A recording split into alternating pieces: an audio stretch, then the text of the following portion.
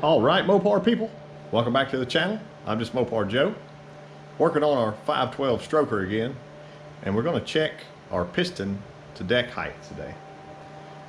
So let me show you why we're doing that. Step one, I know I did a video showing these Indy heads. So we've got these Indy cylinder heads, and these are the EZ1s. I did an unboxing video of this a while back, and I've been holding on to them, just slowly collecting parts for everything. These are supposed to be 75cc closed chamber to work with our stroker kit. Our stroker kit online, and I'll put a picture up for you, from 440 Source. It is the 440 512 kit. We are 40 thousandths over. And with a 75cc combustion chamber, that says it's going to put us at 10.1 to 1. So not exactly ideal. I'm going to take this block to Ed's machine, and we're going to deck it both sides. So I wanted to get a quick measurement on how to do that. I've got this cool gauge here I got from Joe. And if you set the gauge just like that, flat stock on the flat portion of that block there, you can then turn this gauge and zero it out. I don't know if I can do it with one hand or not. There it is. So I will zero it out, and then whenever I put that on the edge of that piston, I can show you on that chamfered hole there. It'll tell you, this one is in millimeters, how far down in the hole it is. So I can check it at 2 or 3 points. I'm going to write those 2 or 3 points down on my sheet. I'll do 1, 7, 2, and 8. And that'll tell me how far in the hole it is. Also tell me pretty close, a pretty close guess at how level this deck surface is. So that'll be something fun for the day.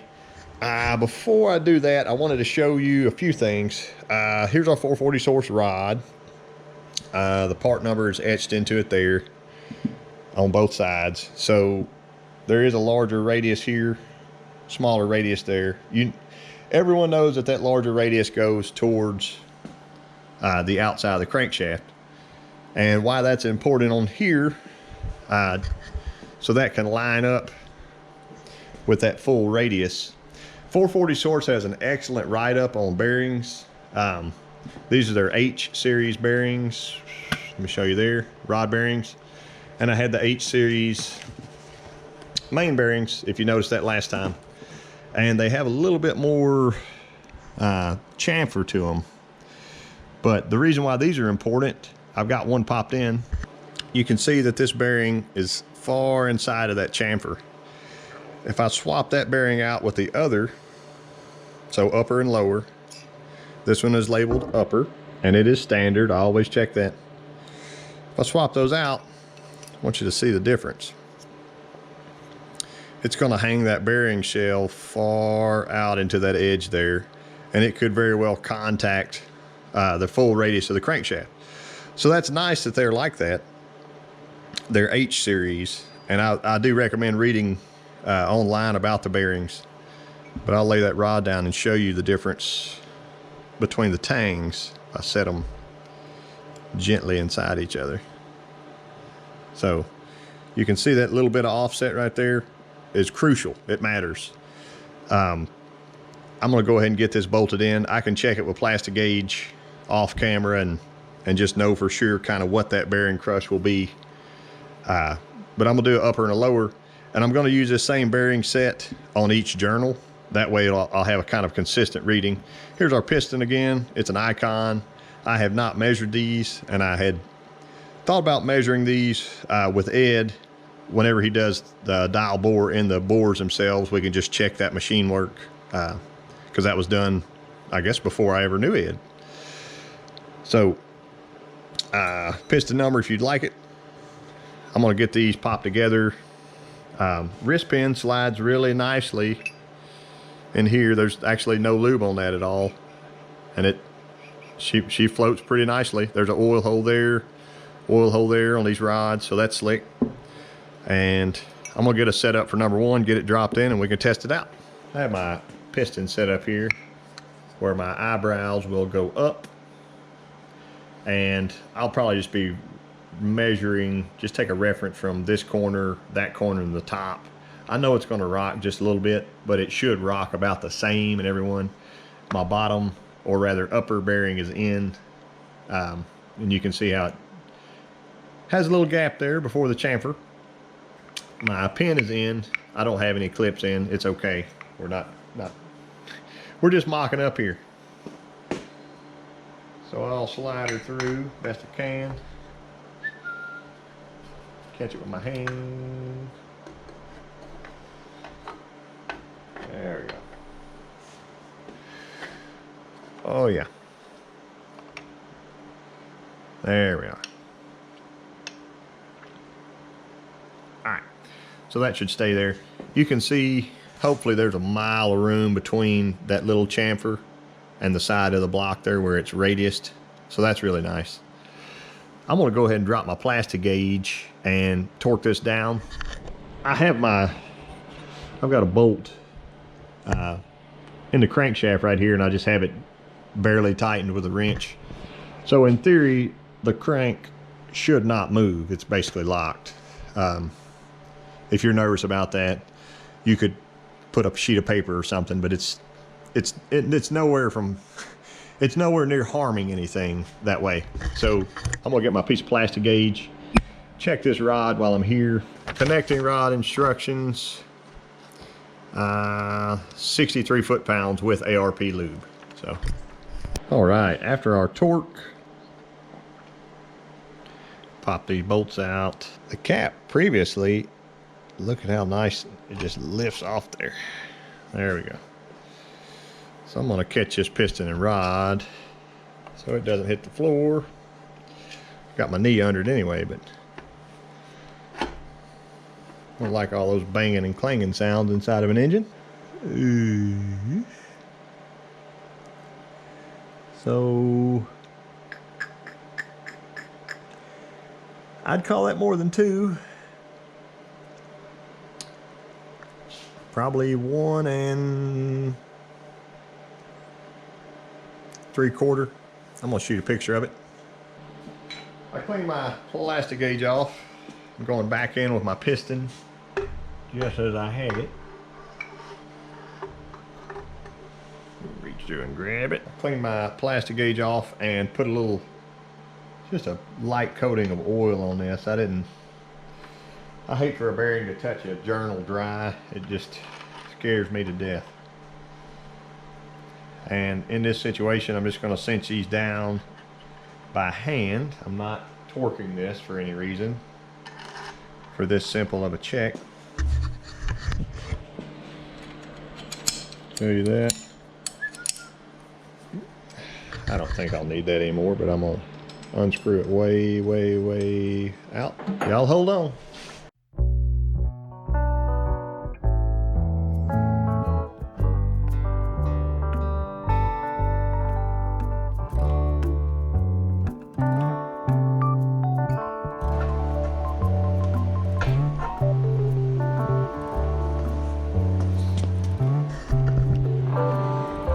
Super. I got it rotated up, but you can see it'll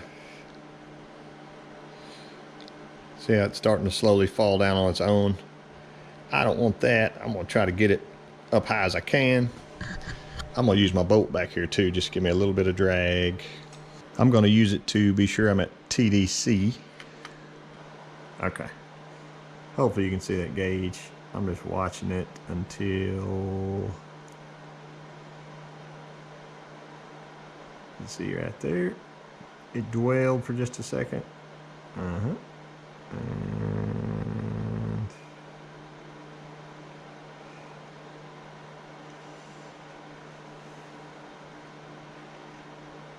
that's it.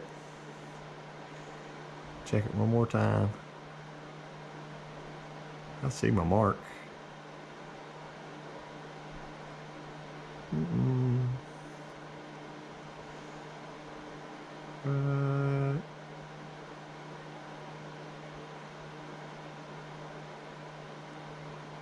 Nope.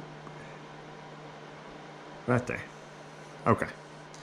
I'm gonna tighten my bolt up in the back now. Okay. I'm gonna find a spot on the deck and zero this dude out again. Now I'm gonna check it. This side. Right there. I'm gonna shoot a picture of that. And I'll catch it at the top. Double check our zero. Still on the money. Check it at the top. Right there.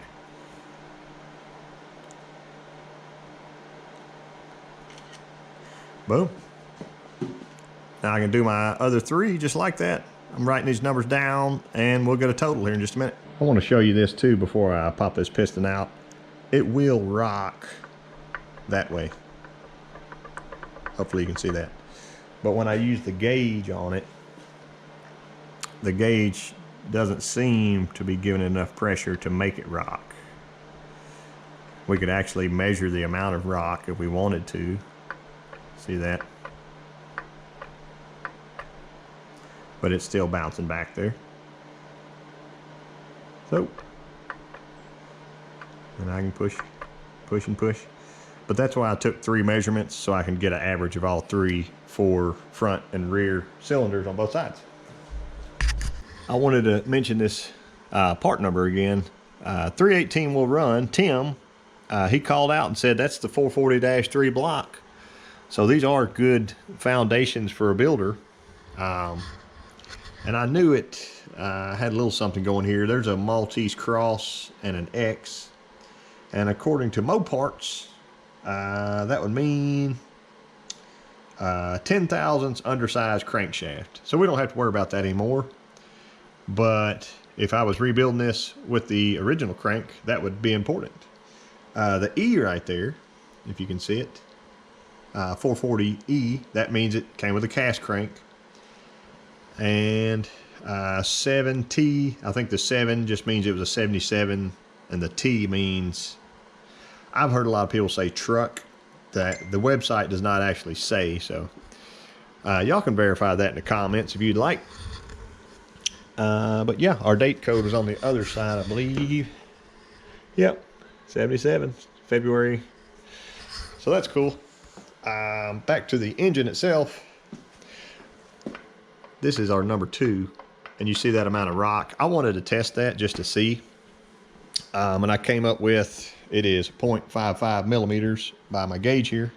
That could cause about 21 thousandths. That could be a big deviation in my measurement, but at least all my measurements are, they're measured all the same. So it can kind of give me a glance here at what's going on. Between cylinder 1, it was 11 thousandths, almost 12 thousandths in the hole. We can round it up to 16. So a variation from front to rear of 4 thousandths. And 2 to 8, there was only about 2 thousandths difference. So Ed will verify that when his machine touches it and goes to cutting. You know, that's always a fun process to see it go by and trim the deck. The main reason I wanted to measure this was checking the compression on this engine. 440 Source labels it as, so I'll show you a picture of my calculator here. So they say it's a 440 512 kit, 425 stroke, 7/100 rod. This engine is 40 over. It's got a 27 cc dish, and their measurement would make this with a 75 cc head be 10 to 1 compression. So I want to get this up to 10.5 at least. So we cannot do that by just decking this block, best I can tell. The heads will have to be cut just a little bit as well, which is fine. And all that stuff was with a 39 thousandths head gasket. The deal here that I may run into, I want to have some quench. I mean, I want my quench to be nice. I don't want to run the quench too tight, right? Just for interference purposes. So if you see that pad here, that would be the pad of the head that's going to contact this. I think ideally people like to stay above 35, somewhere in there. That's why. So if this block was decked 0 zero deck with a 39 thousandths gasket, that would put my quench area at 39 thousandths roundabout. So I could come out just a little bit more with that, but you can already see, I mean, there's no rings on this, but the amount of rock here and the distance of the ring land itself, being the distance from here to there, you don't want to hang that out of the block too far, or it'll become a lot more unstable. And also, the more we deck off this block, it should make these giant chamfers better. I have no idea why, and I think Carl's Racing had mentioned that in the comments last time, which I did a video on it before. So one of those checks was crankshaft end play. I've got 2 crankshaft throws up right now, so I'm going to take my handy dandy screwdriver and carefully pry forward like that, and I've got my gauge zeroed with my twist. When I let off, it goes to about, like it's relaxing, it's to 1,000. So I'm looking for 2 to 7. I need to go backwards now.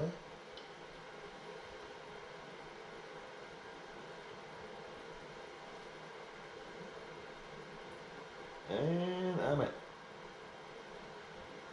6 if I pull really hard. So I think we're plenty good. 2 to 7, it's there. The next check I wanted to do was rod side clearance. So I just got a piston mocked up in both these holes, and I'll basically pull them both over away from each other, get my feeler gauge and check that gap. So I believe the book spec is 9 to 17 thousandths, and I'm not sure if that's on stock rebuilds or what, but I know a lot of aftermarket rods like this, they're a little bit wider. So I already know what it is, but I want to show it to you, and then I'll reveal it to you. That gauge is in there. The bigger size up won't go, but that is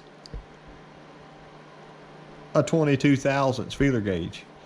So my distance here is 22 thousandths.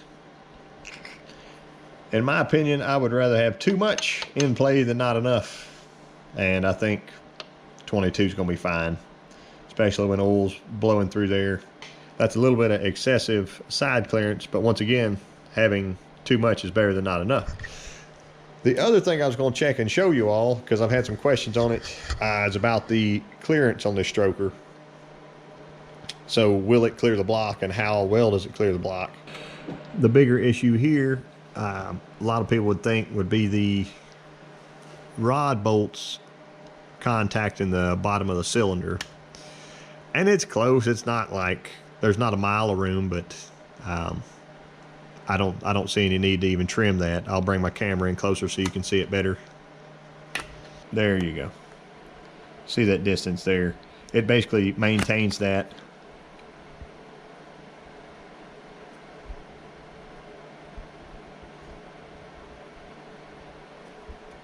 Throughout the travel. So again, I wouldn't clearance that at all. We can roll the next rod around and see it.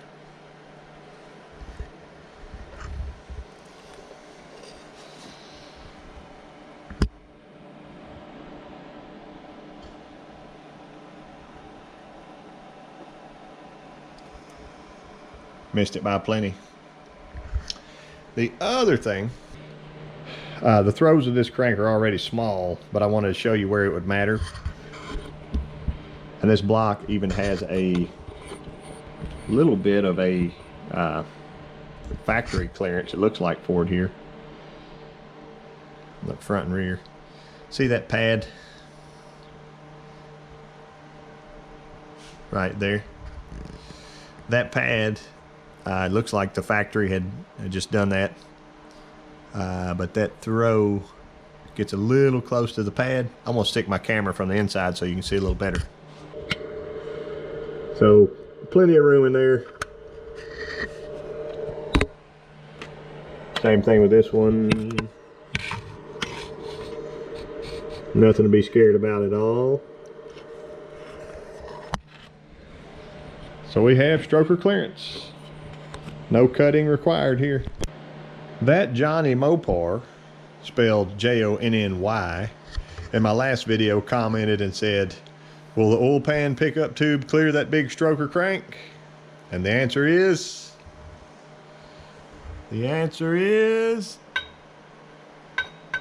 uh-oh. Oh wait, it will. This just needs to spin a little bit further. It actually goes like that. I was scared for just a second, but if you saw my 413 build, it had this exact same pan, super, I think it's 8 quarts plus filter, and it'll take a bracket that looks like that, little L bracket that goes under that main bolt. So keep that in mind, and it's important. I'll show you in just a second why. But while we're checking, he's got the 440 source stroker windage tray for this. There's the part number. It looks really nice. I don't know why, what would cause a guy to not buy this one over the Mylodon or Mopar Performance. If you could save a few dollars, I would probably pick this one. It seems heavy duty.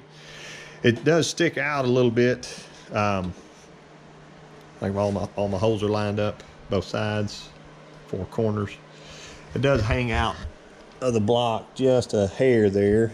I would probably say 1/16 to 1/8 of an inch, whichever part you're looking at. But our clearance is super great here.